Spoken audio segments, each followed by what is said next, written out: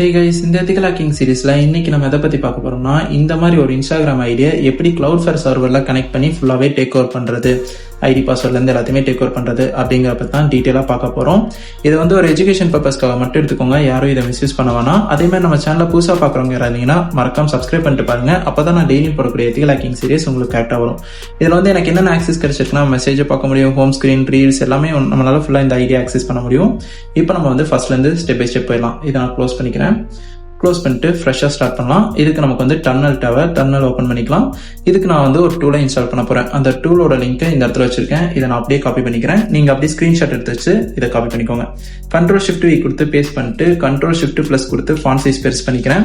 இது எதுக்காகனா, நான் என்ன கமெண்ட் டைப் பண்றேங்கிறது உங்களுக்கு கிளியரா தெரியணுங்கிறதுக்காக. இந்த இடத்துல gitclone வந்து இந்த வெப்சைட்குள்ள போகும், இந்த பாத்துக்குள்ள போய் இந்த ஃபைலை டவுன்லோட் பண்ணிட்டு.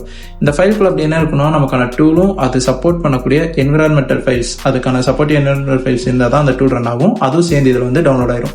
இந்த லிங்கை கரெக்டாக பேஸ்ட் பண்ணி டவுன்லோட் பண்ணுங்க. அப்பதான் உங்களுக்கு வந்து கரெக்டாக டூல் இன்ஸ்டால் ஆகும். இதை ஏதாவது மிஸ்டேக் பண்ணிட்டீங்கன்னா லாஸ்ட்ல வந்து ஒர்க் ஆகாம போயிடும். ரன் ஆகும், ஆனால் லாஸ்ட்ல அவுட்புட் வராது.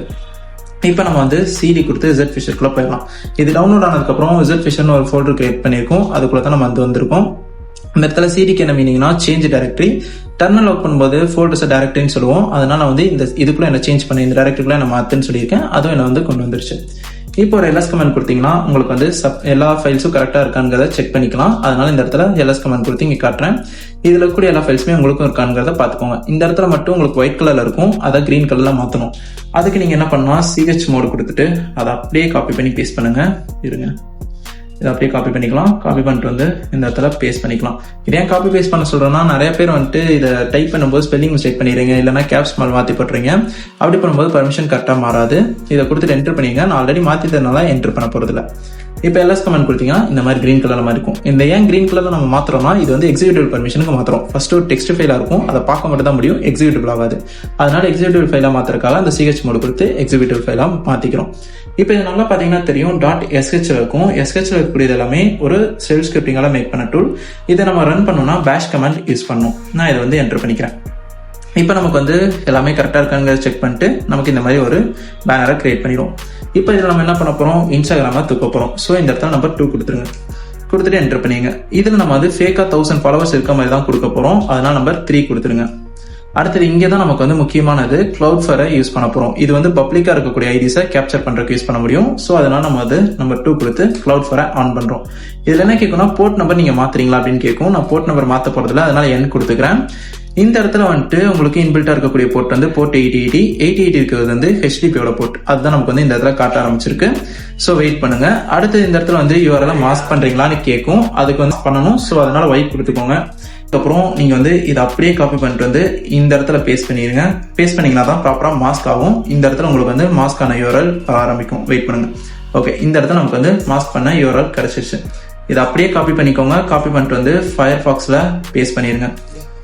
பேஸ்ட் பண்ணிட்டீங்கன்னா உங்களுக்கு வந்து வெப்சைட் ஃபேக்காக வந்து கிரியேட் ஆயிருக்கும். இதில் பார்த்தீங்கன்னா 1000 ஃபாலோவர்ஸ் இருக்க மாதிரி உங்களுக்கு வந்து ஃப்ரீயாக காட்டும். ஃப்ரீ 1000 ஃபாலோவர்ஸுங்கிற மாதிரி ஒரு டெம்ப்ளேட் பேஜ் வந்திருக்கும்.